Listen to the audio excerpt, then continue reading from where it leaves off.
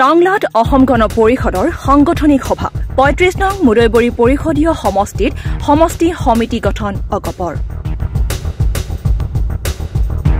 সমাগত বিটিসি নিৰ্বাচনৰ বাবে প্ৰতিটো ৰাজনৈতিক দলে শক্তিৰ প্ৰদৰ্শন অব্যাহত ৰখাৰ সমান্তৰালকৈ অগপ দলেও আৰম্ভ কৰিলে ৰাজনৈতিক কুচকাৱাজ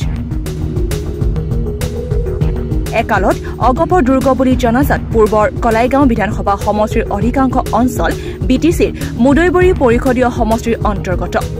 সেই হেতুকে অগপয়ো সমৰ্থ হৈছিল পাৰিষদ বিজয়ী কৰাবলৈ সেয়েহে অগপক পুনৰুজ্জীৱিত কৰিবলৈ উঠি পৰি লাগিছে অগপৰ নেতা কৰ্মীসকল টংলাৰ টুকনকাটাত অগপই অনুষ্ঠিত কৰিলে এখন সাংগঠনিক সভা অগপৰ কেন্দ্ৰীয় সমিতিৰ উপসভাপতি অপূৰ্ব ভট্টাচাৰ্য প্ৰাক্তন মন্ত্ৰী জয়নাথ শৰ্মা কেন্দ্ৰীয় সমিতিৰ সম্পাদিকা নিবেদিতা ডেকা ওদালগুৰি জিলাৰ সভাপতি যতীন কুমাৰ ডেকা জিলা সম্পাদক প্ৰমোদ হাজৰিকাকে ধৰি কেইবাজনো নেতা কৰ্মী উপস্থিত থাকে অগপৰ সাংগঠনিক পৰ্যালোচনা কৰে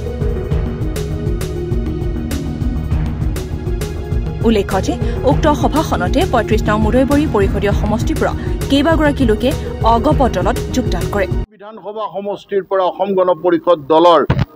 ৩বাৰ বিধায়ক নিৰ্বাচিত হৈছে সেই ৰাইজ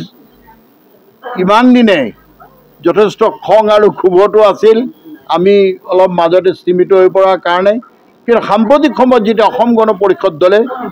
অন্যান্য কেইটামান সমষ্টিৰ লগতে মুদৈবৰী পৰিষদীয় সমষ্টিত অসম গণ পৰিষদ দলৰ সাংগঠনিক কাম কাজ আৰম্ভ কৰিছোঁ তাৰ প্ৰতি সঁহাৰি জনাই আজি বৰ আনন্দৰ কথা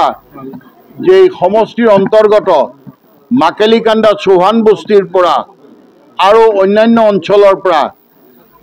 ভালে সংখ্যক ব্যক্তি আহি আমাৰ দলত যোগদান কৰিছে আমাৰ লক্ষ্য জনগণক সেৱা কৰা আমাৰ লক্ষ্য বিটিসিত বসবাস কৰা বিভিন্ন জাতি জনগোষ্ঠী আৰু দুৰ্নীতিহীনভাৱে এখন পৰিষদ উপহাৰ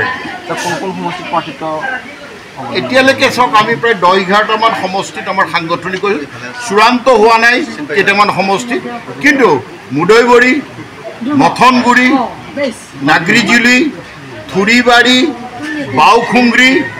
আৰু সেই ইফালে ফকিৰা কেম্প সমষ্টি এতিয়া শেহতীয়াকৈ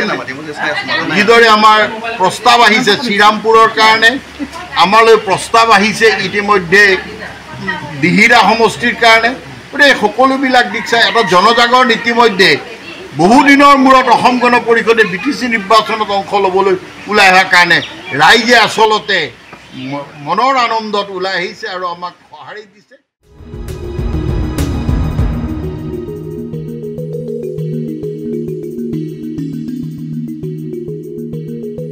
টংলাৰ পৰা মৃন্ময় চহৰীয়াৰ ৰিপৰ্ট টি নিউজ আৰু টি নৰ্থ ইষ্ট